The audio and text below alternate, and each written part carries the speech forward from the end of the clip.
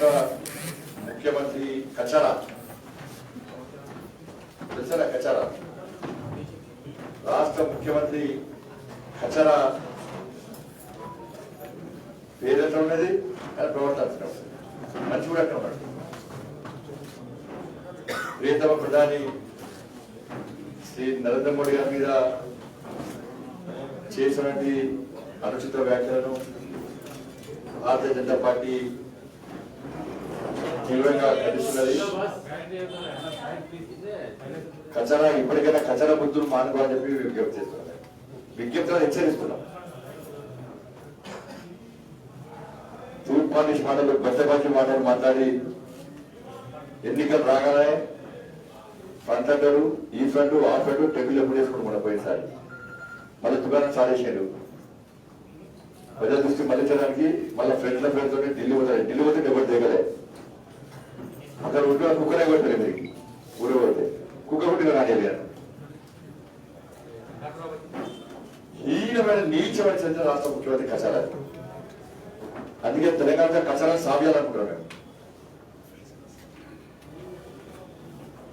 కచరాన్ని సాగిస్తేనే తెలంగాణ ప్రజలకు న్యాయం జరుగుతుంది. వేడు బెంగారు వేడు ఆయన రానేలే, మరి తమిళనాడు వేడు 2 గంటలు కూర్చోబెట్టారు. 5 నిమిషాలు మాట్లాడి చాలా కూడా అయ్యాలి. నీళ్ళు ఐదు పంపించారు. పేపర్ల మాత్రం ఇక్కడ హెడ్లైన్స్, రాష్ట్ర ముఖ్యమంత్రి కచరా ఢిల్లీ బెంగారు వేడు ఫలానా వ్యక్తితో చర్చలు జరిపిన హెడ్లైన్స్. తెలంగాణ మీద అబ్బాయి రాష్ట్ర ముఖ్యమంత్రి ప్రధానమంత్రి అనుకుంటారు. లాస్ట్కి ఏం కాలేదు. ఏదో గుడ్లో వెళ్ళే వెళ్ళాక అనుకుంటే మనం తెలంగాణ ప్రజలు ఇంకా సెంటిమెంట్ కావాలి గుడ్డ పెట్టుకుని కానీ అంతమంది అమరవీరులు ఆత్మ బలిదానమైంది. వాళ్ళు మన కళ్ళ ఎన్ని ఇబ్బందులు వచ్చినా అన్నిటిని తట్టుకొని ప్రపంచంలో ఒక శక్తివంతమైన భారతదేశ నిర్మాణం కోసం తాపత్రయపడుతున్న ఒక వ్యక్తిని, ఒక గొప్ప వ్యక్తిని రాష్ట్ర ముఖ్యమంత్రి అవమానించడం నిజంగా సిగ్గుచేటు. ఆయనకి ఎట్లా సిగ్గుంటది, సిగ్గులేని ముఖ్యమంత్రి. తెలంగాణ ప్రజలు సిగ్గుతో తలవాసుకుంటున్నారు. ఈ దౌర్భాగ్య ముఖ్యమంత్రి, దౌర్భాగ్య ముఖ్యమంత్రి తెలంగాణ రాష్ట్ర ముఖ్యమంత్రిగా మనం ఎన్నుకున్నాము. తెలంగాణ కాదు, ప్రపంచ వ్యాప్తంగా ఇతర దేశాల నుండి భారతీయులు కూడా, తెలంగాణ ప్రజలు కూడా అరే మా దేశంలో మోడీ గారి కింద గౌరవిస్తున్నది దేశం. కానీ మన రాష్ట్ర ముఖ్యమంత్రి సిగ్గు లేకుండా బలి తెగించి గౌరవప్రదమైన ప్రధానమంత్రి గారి మీద ఈ విధంగా అనుచిత వ్యాఖ్యలు చేయడం ఎంతవరకు కరెక్ట్ అని చెప్పి వాళ్ళు ఆలోచిస్తున్నారు. కానీ ఆయనకి ఆలోచన వస్తలేదు. ఛాయ్ అమ్ముకునే వ్యక్తి అట దేశాన్ని అమ్ముతున్నాడు, సంస్థలు అమ్ముతున్నాడు. ఛాయ్ పై చర్చ అని చెప్పి వేసినాడ. ఛాయ్ పై చర్చ కంటే మందు మీద చర్చ పెట్టమాట వాళ్ళు పెడతా. రేపటి నుంచి అన్ని బార్ల దగ్గర మందు పై చర్చ అంటే రాష్ట్ర ముఖ్యంగా కరెక్ట్ పనిచేస్తారు. పెడతా రేపటి చదివేస్తాం అన్ని బార్ల దగ్గర పోతాం, అన్ని మందు పై చర్చ, కేసీఆర్ ఫోటో పెడతాం. తాగుబోతు ముఖ్యమంత్రి ఇవాళ దేశ రాష్ట్రాన్ని వాల్చుకోవాలి. ఈ రాష్ట్రంలో తెలంగాణ రాష్ట్రంలో మందుపై చర్చ పక్కా పెడతాం. మందుపై చర్చ అంటే వాళ్ళ దేశం మొత్తం ఎందుకు పెట్టారంటే తెలంగాణ రాష్ట్ర ముఖ్యమంత్రి తాగుబోతు ముఖ్యమంత్రి. అందుకే ఛాయపై చర్చకు మంచి ఆలోచనతో దేశ ప్రధాని పెడితే దాన్ని విమర్శిస్తున్నాడు, హేళన చేస్తున్నాడు. కాబట్టి ఈయనకి పనిచేయదు. కాబట్టి మందుపై చర్చ కరెక్ట్ పనిచేస్తాను అదే పెడుతున్నాడు. తెలంగాణ రాష్ట్రంలో అదే జరుగుతుంది. జిహెచ్ఎంసీ ఎన్నికల తర్వాత నీకు బార్లు పబ్లే పరిమితం అయితే రాసిపెట్టుకో రాష్ట్ర ముఖ్యమంత్రి. 30 కోట్ల మంది ముస్లింలుగా దేశానికి పంపిస్తారా? నిన్నైతే ఫస్ట్ తెలంగాణ పంపిస్తాను గ్యారెంటీ కాదు. వాళ్ళు 30 కోట్ల గురించి ఆలోచించే రాష్ట్ర ముఖ్యమంత్రి కచరా ముఖ్యమంత్రి బంగ్లాదేశ్ లో, పాకిస్తాన్ లో, ఆఫ్ఘనిస్తాన్ లో కోట్ల మంది, లక్షల మంది ఉన్నటువంటి హిందూ కుటుంబాలు ఈరోజు అడ్రస్ లేకుండా పోయినాయి. ఏమైనాయో ఒక్కసారి రాష్ట్ర ముఖ్యమంత్రి ఆలోచించి సమాధానం చెప్పాలి. బంగ్లాదేశ్ లో, పాకిస్తాన్ లో ఉన్నటువంటి హిందూ కుటుంబాలను అక్కడ నుండి ఇస్లామిక్ సంస్థలు, ఇస్లామిక్ ప్రభుత్వాలు హతమార్చి లేకుండా చేస్తే, హిందూ దేవాలయాల దాడులు చేస్తే, హిందూ సంస్థలను పూర్తిగా అణిచేసే ప్రయత్నం చేస్తే రాష్ట్ర ముఖ్యమంత్రి కళ్ళ కనబడతలేవని ప్రశ్నిస్తున్నాము. అందుకే సిఏఏ నీలాంటి డబ్బులు బాధ్యతలు ఉంటాయి కాబట్టి సిఏఏ పట్టించాం. ఆ దేశంలో హిందువులు చదువుకుంటున్నాడు రాష్ట్ర ముఖ్యమంత్రి. మరి ఇక్కడ ఉన్నటువంటి 80% కూడా హిందువులను తెలంగాణ రాష్ట్రం నువ్వు పంపిస్తావా? నువ్వు ఓటు అదే కదా, తెలంగాణ రాష్ట్రం నుంచి హిందువులను పంపిస్తావా? తెలంగాణ రాష్ట్రం నుంచి చెప్పు, సమాధానం చెప్పు. అందుకే కదా ఎంఎం పార్టీ కొమ్ము కాస్తున్నా, ఎంఎం పార్టీకి వత్తాసులకి వల్ల మన జేబులో పోయి హైదరాబాద్ భాగ్యనగరాన్ని అలా కంపెనీ బదిలిస్తున్నారు కదా నువ్వు. అనేక సంవత్సరాలుగా కాశ్మీర్ కు ప్రత్యేక ప్రతిపత్తి కల్పిస్తున్నటువంటి 370 రద్దు చేసి కాశ్మీర్ భారతదేశంలో అంతర్భాగము, దేశంలో ఏ ఒక్క అంగుళాన్ని కూడా ఎవ్వరికి వదిలిపెట్టము, దేనికైనా తెగించి కొట్లాడతామని చెప్పి ఈ 370 ఆర్టికల్ రద్దు కోసం అనేక మంది వీర జవాన్లు ప్రాణత్యాగం చేశారు. అనేక మంది భారతీయ జనతా పార్టీ కార్యకర్తలు, పరివార క్షేత్ర కార్యకర్తలు ఎలా ఆత్మ బలిదానం చేస్తే నీలక అనేక మంది ఆత్మ వీరుల బంధాల వల్ల రక్తపు మరుగుల్లో తెలంగాణ రాష్ట్రాన్ని కబ్జా చేసుకొని దుర్మార్గ వ్యవస్థలో మోడీ అటువంటి వ్యక్తి కాదు. ఆ అమరవీరుల యొక్క త్యాగాలను గుర్తించి దేనికోసం ప్రాణత్యాగం చేశారో ఆ ఆశ నెరవేర్చడానికి ఎలా 370 ఆర్టికల్ 6 నెలలు రద్దు చేసిన విషయాన్ని రాష్ట్ర ముఖ్యమంత్రి గుర్తుంచుకోవాలి. అయోధ్యలో దివ్యమైన భవ్యమైన రామందిర నిర్మాణాన్ని ఎలా భూపూజ రాష్ట్ర దేశ ప్రియత ప్రధాని మోడీ గారి స్వహస్తాల మీదుగా చేసిన అనేక మంది కరసేవకులు. అదే ఈ దేశంలో మెజారిటీ ప్రజలు ఎక్కువ ఉన్న దేశంలో ఒక దివ్యమైన భవ్యమైన రామమందిర నిర్మాణం రాముడు జన్మించిన స్థలంలో నిర్మించుకోవడమే ఇబ్బంది అవుతున్న తరుణంలో, అడ్డం వస్తున్న సందర్భంలో పూర్తి మెజారిటీ వచ్చిన తర్వాత 6 నెలల్లో అనేక మంది కరసేవకులు ఈ దివ్యమైన భవ్యమైన రామమందిరం కోసం కరసేవకులో భాగంగా మూర్ఖత్వపు ములాయం సింగ్ గవర్నమెంట్ చేసినటువంటి కాల్పుల్లో అనేక మంది కరసేవకులు ఆత్మ బలిదానం చేస్తే వాళ్ళను గుర్తించి దేనికోసం ఆత్మ బలిదానం చేశారో ఆ కరసేవకులుగా ఆత్మ బలిదానం గుర్తించి ఎలా దివ్యమైన భవ్యమైన రామమందిర నిర్మాణానికి భూమి చేసింది తెలుసుకోసారి. ఇవాళ పాకిస్తాన్, బంగ్లాదేశ్, ఆఫ్ఘనిస్తాన్ లో హిందువుల మీద అరాజకాలు జరుగుతుంటే తిరిగి తల్లి భారత మాత ఒడిలో రక్షణ పొందడానికి దేశానికి వస్తే వాళ్ళకు స్వేచ్ఛ కల్పించడానికి, వారి భవిష్యత్తు ఇవ్వడానికి ఎలా సిటిజన్షిప్ అమెండ్మెంట్ యాక్ట్ ఈ దేశంలో అమలు చేసినాం. ముస్లిం మహిళలు త్రిపుల్ తలాక్ నుండి ప్రత్యేక వాళ్ళు రూపొందించిన చట్టం వల్ల ఇబ్బంది పడుతున్న తరంలో ముస్లిం మహిళలు కాపాడడానికి త్రిపుల్ తలాక్ విధానాన్ని రద్దు చేసిన ఘనత భారతీయ జనతా పార్టీ. సంక్షేమ పథకాలు అంటున్నాం, అభివృద్ధి చెప్తాం. ఉజ్వల గ్యాస్ యోజన కింద గ్యాస్ సిలిండర్ ఇచ్చినాం, స్వచ్ఛ భారత్ మిషన్ పేరు మీద టాయిలెట్స్ కట్టించినాం, ప్రధానమంత్రి ఆవాస్ యోజన కింద ఇల్లు కట్టించినాం, అమృత్ కింద పైప్ లైన్ ఇచ్చినాం, 14th, 15th ఫైనాన్స్ ద్వారా నిధులు ఇచ్చినాం, హరితారం చెట్లకు పైసలు మేమే ఇచ్చినాం, రైతు వేదకు పైసలు మేమే ఇచ్చినాం, జన్ధన్ యోజన ప్రారంభించినాం, స్కిల్ ఇండియా మాదే, మహిళలకు రుణాలు ఇచ్చినాం, రైతులకు రైతు సమ్మానం ఇచ్చినాం. ఆత్మ నిర్భర భారత్ ద్వారా దేశ ప్రజలు ఆదుకోవడానికి అనేక సంక్షేమ పథకాలు ఇచ్చినాం. కోవిడ్ సందర్భంగా దేశ ప్రజలు ఆదుకున్నాం. మరి నువ్వేం చేసావు చెప్పి, మరి లెక్క చెప్తే ఒకరోజు సరిపోదు, నేను చెప్తే ఒక సెకండ్ సరిపోదు. నువ్వేమిచ్చినావు, నీ సంక్షేమ పథకాలు ఏంటి చెప్పు. కేంద్రం ఏమిచ్చిందని మళ్ళీ చర్చ చేస్తున్నారా? కేంద్రం ఏమిచ్చిందో, కేంద్ర నిధులను, కేంద్ర సంక్షేమ పథకాలను, నీ సంక్షేమ పథకాలను, నువ్వు ఇచ్చిన నిధులను ఎక్కడికైనా చర్చ చేద్దారా? కాబట్టి ఇవన్నీ జరుగుతుంటే ఇవన్నీ విషయంలో ప్రజలు ఆలోచిస్తుంటే హైదరాబాద్ లో ముంపు వల్ల ఇబ్బంది పడ్డ ముంపు వరదల వల్ల ముంపు గురైన ప్రాంతాలను కాపాడలేని చేతనావంతుడు రాష్ట్ర ముఖ్యమంత్రి సర్వే రిపోర్ట్ తీసుకున్నాడు. సర్వే రిపోర్ట్ లో గల్లీలో బస్తీలో వార్డులో బీజేపీ రావడంతో హైబద్దిన ముఖ్యమంత్రి, డిప్రెషన్ ఉన్న ముఖ్యమంత్రి, మతి తప్పిన ముఖ్యమంత్రి, ఖయాలు తప్పిన ముఖ్యమంత్రి, ఓషులు లేక సోలో ఉండి ఏది పడితే మాట్లాడుతున్నాడు. మేము కోరినాం ఫస్ట్ నుంచి కూడా 10,000 రూపాయలు సరిపోవు. ఇప్పుడు నేను హామీ ఇస్తున్నా భాగ్యనగర ప్రజలకు, భారతీయ జనతా పార్టీ రాష్ట్ర అధ్యక్షుడు నేను హామీ ఇస్తున్నా. మీరు భారతీయ జనతా పార్టీ అభ్యర్థిని మేయర్గా ఎట్టి మందిలో గెలిపియండి. ముంపుకు గ్రామీణ ప్రాంతాల్లో ఇంటికి 25,000 రూపాయలు మేము ఇస్తాం. పక్కా 25,000 రూపాయలు ఇస్తాం. నష్టం అంచనా వేస్తాం.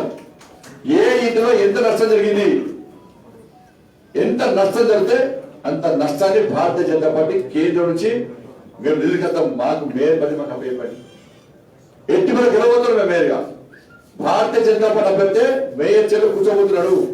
మేయర్ చేలో కూర్చున్న తర్వాత తప్పకుండా ఇంటికి 20,000 ఇస్తాం. నష్టాన్ని పూర్తి స్థాయి అంచనా వేస్తాం. ఎంత నష్టం జరిగితే ఇల్లు కొడితే ఇల్లు పండిస్తాం,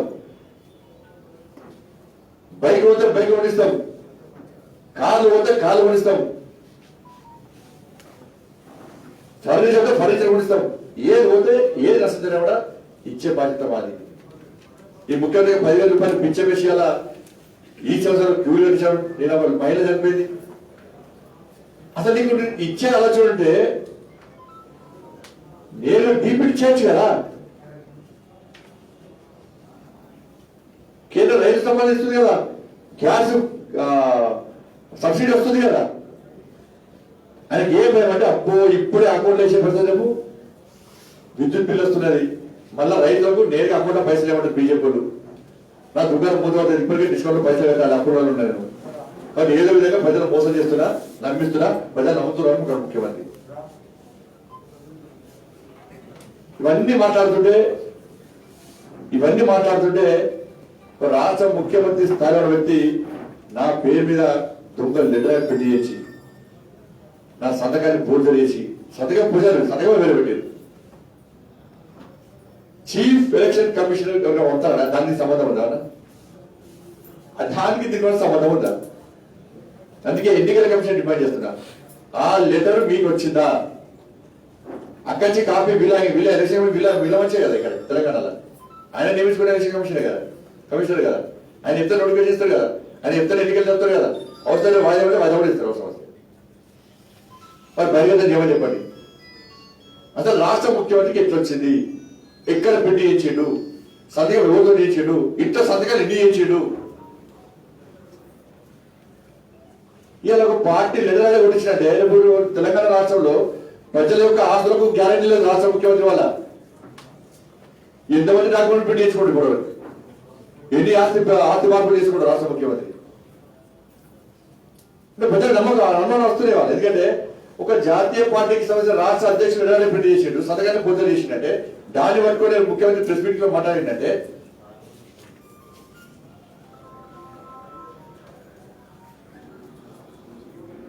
మళ్ళా సవాల్ చేస్తున్నా. రేపు మధ్యాహ్నం రాష్ట్ర ముఖ్యమంత్రికి నేనే లేఖ రాసిన, నా వల్లనే నువ్వు ఇచ్చేటువంటి వరద నిధులు ఆగిపోయినాయని చెప్పి నువ్వు అనుకుంటే రేపు మధ్యాహ్నం 12 గంటలకు నేను పక్కా భాగ్యనగర్లోని చార్మినార్ దగ్గర భాగ్యనగర్లోని భాగ్యలక్ష్మి అమ్మవారి టెంపుల్ నేను వస్తున్నా. నేను అమ్మవారిని నమ్ముకుంటా, అమ్మవారి భక్తుడు నేను కూడా. పక్కా రేపు మధ్యాహ్నం 12 గంటలకు పక్కా వస్తా. నీకు నిజంగా నియతుంటే నువ్వు నిజంగానే హిందువు అయితే అతను మొగడు అయితే నీ మొగడు మగతలు అమ్ముంటే రేపు పక్కన రేపు మధ్యాహ్నం 12 గంటలకు నేను భాగ్యలక్ష్మి అమ్మవారి టెంపుల్ దగ్గరికి వస్తా. నువ్వు చేస్తావు ప్రమాణం, నేను చేస్తానా? నేనైతే సిద్ధం. నువ్వు సిద్ధమా చెప్పు, లేకుంటే నువ్వు క్షమాపణ చెప్పాలి. కాంపిటీషన్ నేను ఎఫ్ఐఆర్ బుక్ అయింది. అందుకే ఫస్ట్ రాష్ట్ర ముఖ్యమంత్రి అరెస్ట్ చేయాలి. ఇంటర్వేషన్ చేయాలి రాష్ట్ర ముఖ్యమంత్రిని. రేపు మధ్యాహ్నం ఎట్టి బస్సులో రాష్ట్ర ముఖ్యమంత్రి రావాలి. మన తూర్పాంశాల ఉపకారికి రైట్ హ్యాండ్ లెఫ్ట్ హ్యాండ్ పంపించి మళ్ళా దీని దృష్టి మళ్ళించే ప్రయత్నం చేయకు. రేపు రా మధ్యాహ్నం 12 గంటలకు తెలుసుకుందాం. బిడ్డ చుక్క చూపడతారు. భారతీయ జనతా పార్టీ కానీ భారతీయ జనతా పార్టీ కార్యకర్తలు ఇబ్బంది పెట్టే ప్రయత్నం చేస్తే నీకు ఏ విధంగా గుణపాఠం చెప్పానో ఆ విధంగా గుణపాఠం చెప్పి ఇప్పటికే సాధించింది. పోలీసులు అందరూ కూడా బయట పేరుతో మళ్ళీ బెదిరించే ప్రయత్నం చేస్తున్నారు. యువకులు ప్రచారం చేయకుండా ప్రయత్నిస్తున్నారు. ఇంకొకరు గది చేస్తాను గీదండి ఇది మీరు కూడా గది అవుతుంది. పోలీసులుగా విజ్ఞప్తి చేస్తాం, మేము పోలీసు వ్యవస్థ వ్యతిరేకం కాదు. ప్రతి భారతీయ జనతా పార్టీ గారు డ్రెస్ లేని పోలీసుగా మేము భావిస్తాం. సంఘ విద్రోహ శక్తులను ఉగ్రవాద శక్తులు అడ్డుకునే విషయంలో భారతీయ జనతా పార్టీ కార్యకర్తలే పోలీసులకు అన్నా ఉంటారు తప్ప ఈ పిక్కి గారు ఎవరు అన్నా ఉంటారు విషయాన్ని ఒకసారి గుర్తుంచుకోవాలి. పోలీసు అధికారులు పిక్కీలందరూ మంకీలే.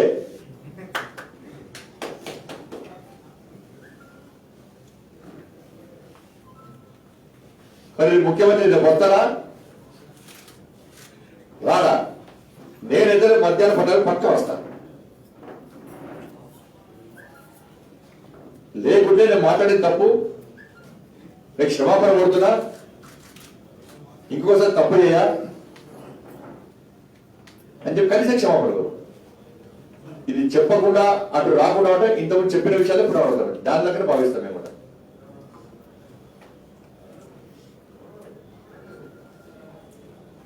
ఇలా ఎంత బాధ అనిపిస్తుందా అంటే చైనాలో ఇలా సరిహద్దులో కుటుంబాలను వదిలిపెట్టి నువ్వు మంచిగా మంది అవుతున్నావు, ఫామ్ హౌస్ అయితే 10 మంది అంటున్నావు మంచిగా.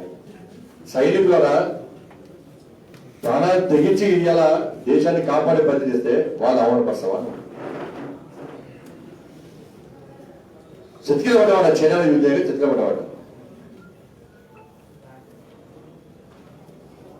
నీలగడ్డ కామె నిజంగా ముఖ్యమంత్రి కాపాడే ఉంటాడు వేరే దేశాలు. కానీ ఎంఐఎం పార్టీ కుమ్మక్క వాడడం వల్ల ఉగ్రవాద సంస్థతో కూడా ముఖ్యమంత్రి సంబంధాలు. ఎంఐఎం పార్టీ ఉగ్రవాద సంస్థ, ఉగ్రవాదంతో సంబంధం వ్యక్తులు ఉగ్రవాదే. ఉగ్రవాద సంబంధాల విషయం వాస్తవము. కానీ ముఖ్యమంత్రి హైదరాబాద్ ఆయన వేస్తాల్సిన భయపడే ఇలా ఎంఐఎం పార్టీ దాసోహం ఏంటి అలా. మరి ఈయన కూడా ఉగ్రవాద సంస్థ సంబంధాలు అంటే ఈయన కూడా ఈయన మీద దేవతని నిఘా సంస్థలు కూడా ఈయన అబ్జర్వ్ చేస్తుంటారు. నేను కనిపెడుతున్నాను, నేను ఎటుపోతుంటే ఎదురుతుంటాను. నువ్వు అంత స్థాయికి దిగాలంటే మేము కూడా అంత స్థాయికి దిగదాన్ని మాట్లాడతాం పక్క. ప్రియతమ ప్రధాని ప్రపంచవ్యాప్తంగా ప్రజల మన్నలు అవుతున్న ప్రియతమ ప్రధానిని నువ్వు హేళన చేసే విధంగా ఒక వెనుకబాటు వర్గాలకు సంబంధించిన వ్యక్తిని, ఒక బీసీ కులాలకు సంబంధించిన వ్యక్తిని నీ దురహంకారంతో అహంకారంతో హేళన చేసేదేమో అంటే ఇంతకంటే దగ్గర బాధ్యత మీకు కాదు. ఇలా ప్లాన్ ప్రకారం ముఖ్యమంత్రి లెటర్ రాయించి సంతకం పెట్టించి అన్ని వాళ్ళలో వాళ్ళ పిక్కీలతో ప్రచారం చేసే ప్రయత్నం చేస్తా ఉన్నాడు. కానీ ప్రజల వాళ్ళు అమరు. నీకు నిజంగా ఇచ్చిన లిస్టు పెట్టు. ఏ డివిజన్ ఎంత మళ్ళీ చెప్తున్నా, ఏ డివిజన్ లో ఎంత మందికి ఇచ్చిన నువ్వు లిస్టు పెట్టి పబ్లిక్ చేయి, బహిరంగం చేయి. నువ్వు లిస్టు కూడా పంపు, మేము 10 ఇంటికి వస్తాం. అదే ముఖ్యమంత్రి గారు మీకు 10,000 రూపాయలు ఇవి వేస్తున్నాడు, ఇచ్చిన వాళ్ళు చేస్తున్నాడు, మేము ప్రచారం చేస్తాం. నీకు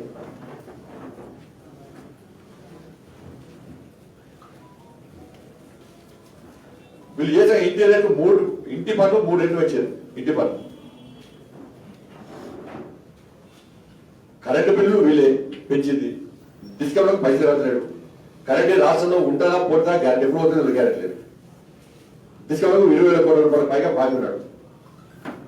ఇది పైసలు కట్టకుంటే కరెంట్ ఎట్లా వస్తుంది, ఎట్లా సరఫరా అవుతుంది, డిస్కౌంట్ ఏ విధంగా ముందుకు పోవాలి, వాళ్ళ పరిస్థితి ఏంది? ఓవర్సీట్లో మాత్రం కరెంటు కట్టుకోకపోయారు, డైరెక్ట్ లైన్ వేసుకుంటాడు.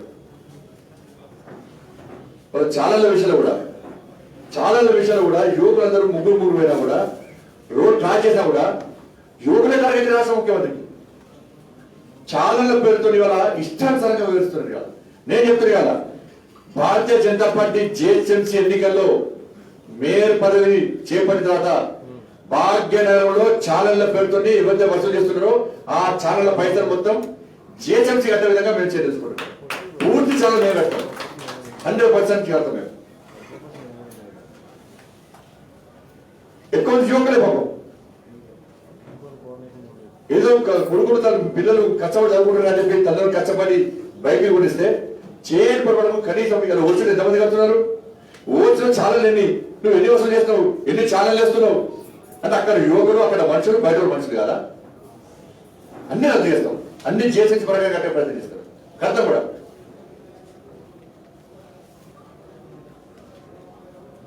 ఎల్ఆర్ఎస్ స్పెషల్ చేయి, ఎందుకు ఎల్ఆర్ఎస్ రద్దు చేస్తారు, ఎందుకు రద్దు చేస్తారు ఎల్ఆర్ఎస్ ను?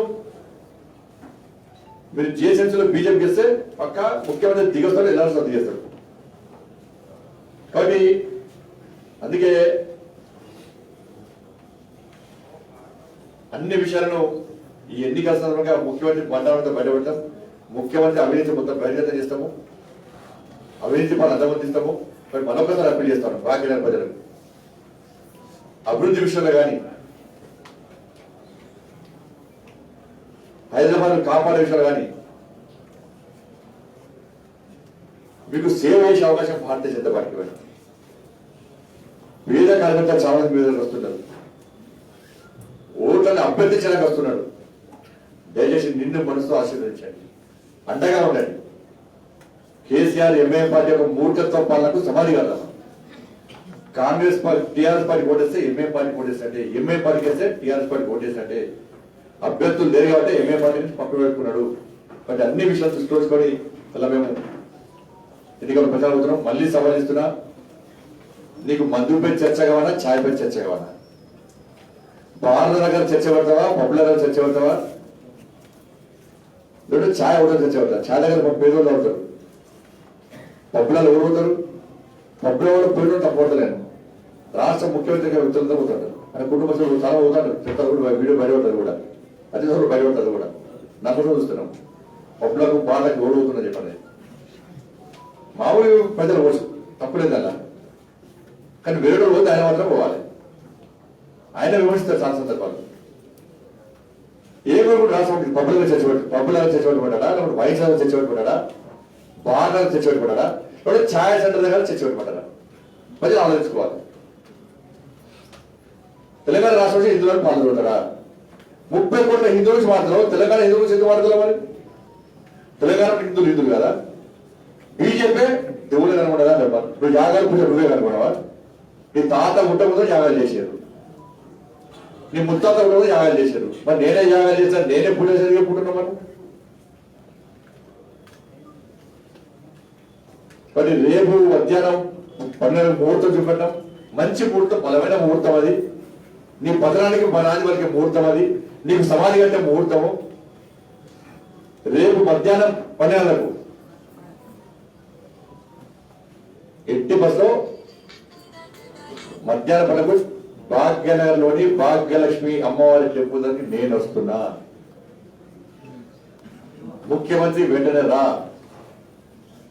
గౌరవ ముఖ్యమంత్రి కచరానికి విజ్ఞప్తి చేస్తున్నాను, వెంటనే రా. కచరాన్ని సాగేయడమే మా లక్ష్యం. ధన్యవాదాలు. జనసేనతో పొత్తు ఉన్నది, పవన్ కళ్యాణ్ కలవడానికి వెళ్తారు. జనసేనతో పొత్తు మీరు మాజీ విషయం మీకు తెలిసాను, నాకైతే రాలేదు, నాకైతే మెసేజ్ రాలేదు, నాకైతే మెసేజ్ రాలేదు. అసలు పవన్ కళ్యాణ్ తో కలుస్తున్నారు. మీకు 3 రోజులు అడిగట్లేదు, అట్లా ఏం ఆలోచన లేదు. ఇంతకు పవన్ కళ్యాణ్ గారు నాకు దగ్గర ఇంతకు ఏం లేదు, అసలు ఆలోచన లేదు.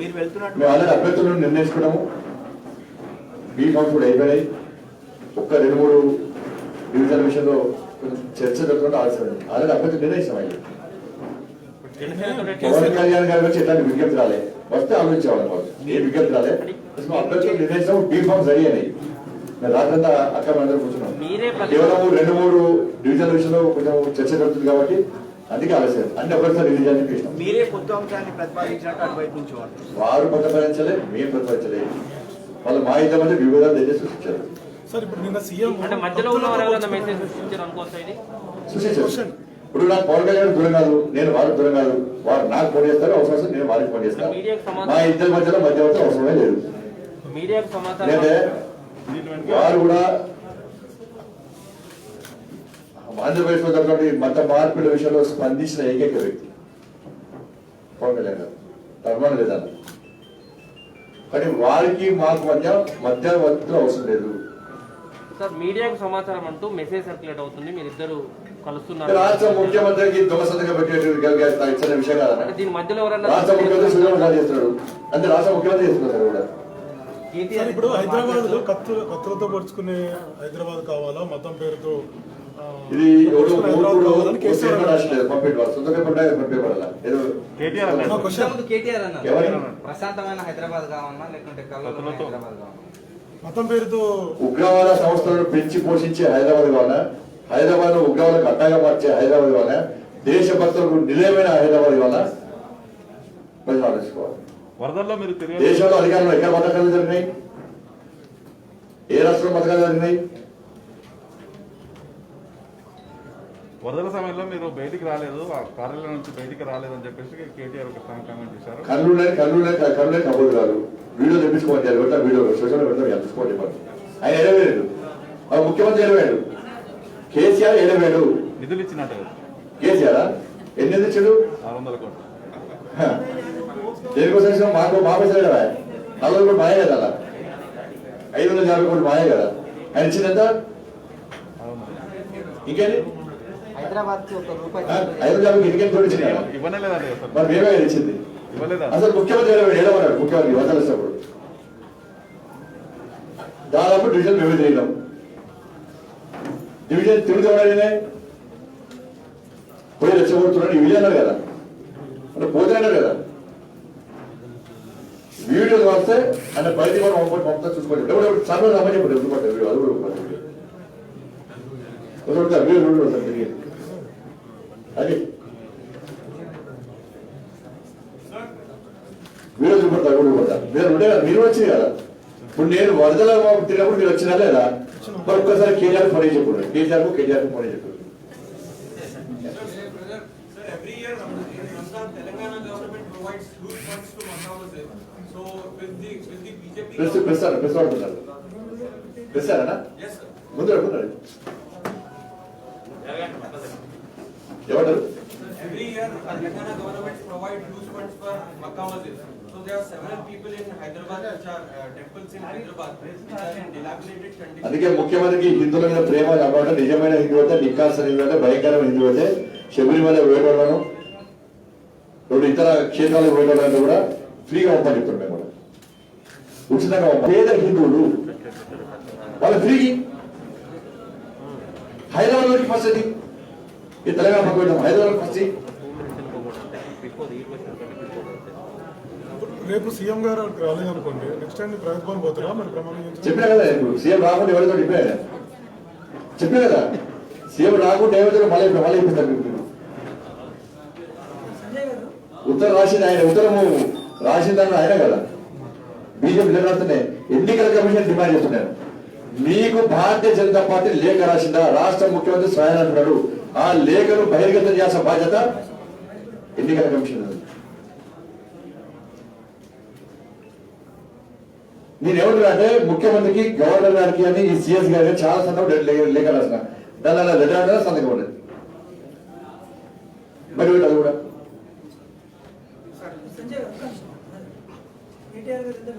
కేటీఆర్ విషయంలో మాట్లాడా, కేటీఆర్ విషయం ప్రెస్ గట్టిగా పడతారు. అందుకే చెప్పినా కదా, అదే చర్చ చెప్పిన ఎన్ని విషయం చెప్పిన